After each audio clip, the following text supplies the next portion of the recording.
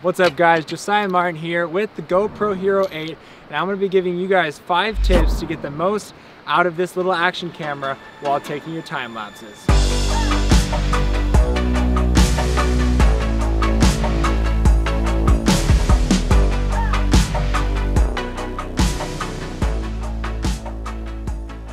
So for tip number 1, it's going to be actually deciding what you want to take a time lapse of. If I were to take a time lapse of this mountainside over here, nothing really changes in the 2-hour course of a GoPro battery life.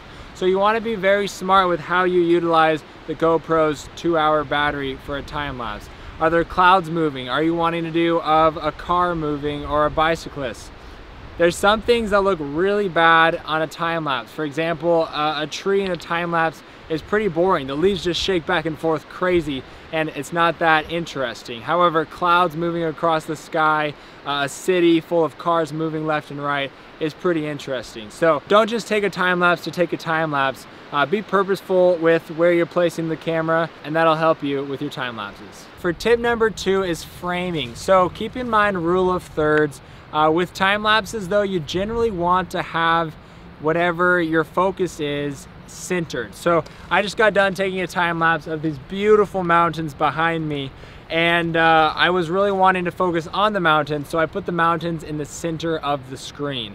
And because of the deep valley here, both sides of the mountains came in at a slope at the exact same angle. So I put the GoPro in such a way to frame the 2 mountains at equal distance, and it really gives a nice composition for your time lapse. Mountains are great with leading lines. They draw your audience's attention towards the subject, which in my case is more mountains farther away. Now another thing to keep in mind is you want your horizon closest to the center of the camera. Because of the lens distortion on a wide angle fisheye lens, the closer you have the horizon to the bottom of the screen or the top of the screen, the more barrel distortion there'll be.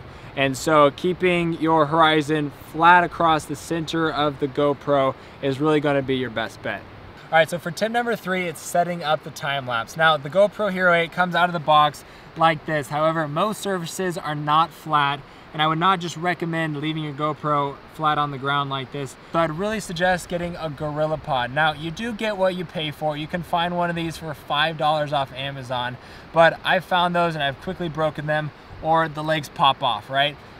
This is a Joby pod, and although it is more expensive, it is my go-to Gorilla Pod because you can flex the leg, you can wrap it around a handrail, to the side of a tree, or around a rock. But whatever you do, make sure that it's very sturdy, because if wind does pick up, you don't want your GoPro to flex, flip over partway during your time lapse. Now for tip number 4, it's understanding and figuring out the best interval to shoot your photos at. Now a time lapse is just a bunch of photos taken and compiled into a video, which thankfully GoPro can do that automatically in camera. So I always go into the time lapse section and select time lapse video. Now you're not getting the highest version of a time lapse, so if you're really wanting to get the best quality time lapse out of your GoPro, you're going to want to be taking individual photos, dropping them into Lightroom, and then editing them, exporting them, putting them into Premiere Pro, and then compiling a video. Now for me with the GoPro, I'm not really about quality, it's more about telling your story. And so for me, I just always put that in a time-lapse video mode,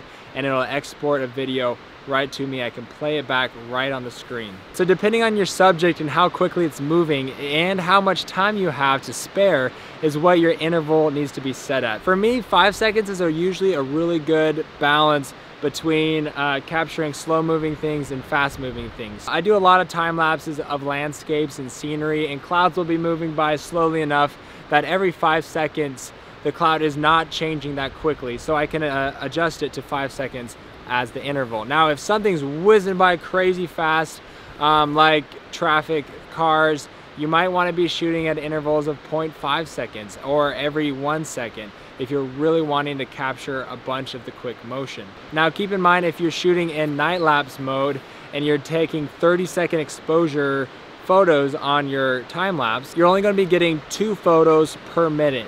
And so in order to get a 4-second time lapse, you're going to have to shoot for 60 minutes or 120 photos. And so you're gonna have to allot a lot of time to shoot that night lapse mode. So just know how much time you have to shoot your time lapse and what your subject is that you're shooting of, and plan accordingly. All right, and the fifth and final tip that I have for you guys is to lock the exposure on the GoPro. Now, if you don't lock the exposure, the sun might come out and your GoPro is going to automatically adjust for that bright sunshine because it's in auto mode.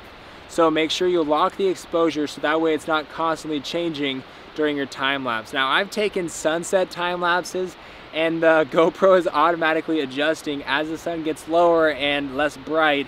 It's auto exposing like every 2 seconds in the video, and it's totally trash, it's unusable. So if you want to be taking a time lapse, please lock the exposure on the GoPro and it's going to produce much better results. So I'm really loving shooting time lapses on this GoPro Hero 8. Shoot a bunch of time lapses, add them into your videos. It really can help your storytelling out. Be unique, be creative, do something different with these little action cameras, and I really appreciate you guys watching this video. If you found it helpful, give this video a like, comment below what your favorite tip was below, and we'll see you in the next Alaskan video.